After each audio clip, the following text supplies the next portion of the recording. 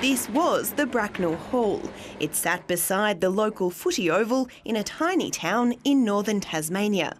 Its replacement comes with a more than $1 million price tag.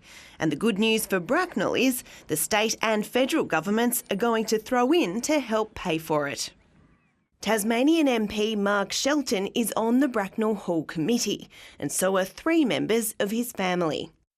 Right to information documents show shortly after the last state election, Mr Shelton had a meeting with the Meander Valley Council's general manager.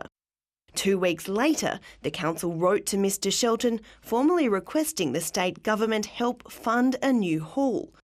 The letter addressed him as minister, even though funding community halls wasn't his responsibility.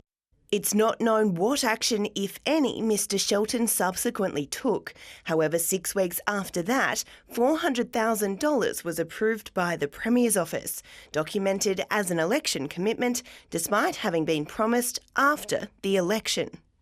So what about the rest of the money? Well, the ABC can reveal that in 2020, the federal government coughed up $600,000 through its Community Development Grants program, money that was originally promised to another northern Tasmanian town for its recreation grounds. Bracknell might be a small town, but over the past decade, it's regularly benefited from election grants. A $25,000 upgrade to the Bracknell Football Club's lights and ground, $30,000 for a new scoreboard and $80,000 for a boys and girls club. In 2021, a further $45,000 went to the Bracknell Football Club for new nets. Those 2018 promises were referred to the Tasmanian Electoral Commission.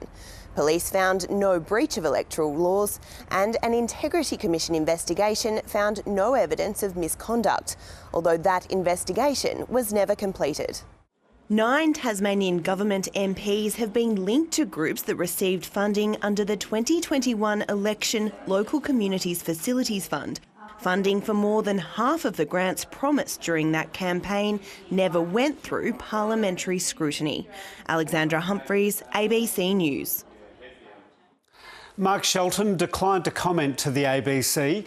Scott Morrison's office was also asked to respond. Not surprisingly, the Bracknell Town Hall was getting a lot of attention in State Parliament today. Let's take a look.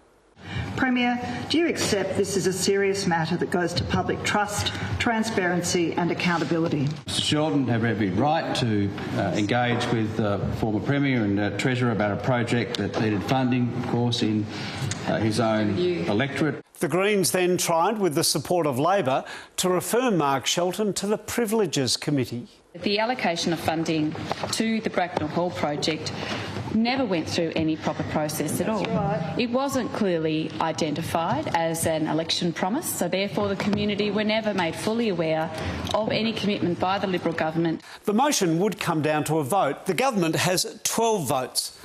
The opposition parties and crossbench have 12 votes combined. In the event of a tie, the Speaker decides. That Speaker is Mark Shelton. My question is whether you think it's appropriate that you stay in the chair, given that you would be the casting vote in the likely event.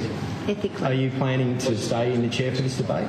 I'm planning to stay in the chair. This is a procedural motion, and I will be here for the procedural motion. It is convention for the Speaker to vote no on these kinds of motions.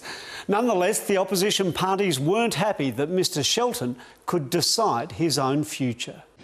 And so we're in this position now where the House is not able to refer a conflict of interest question to the Privileges Committee because the person who is the subject of the allegation had the deciding vote.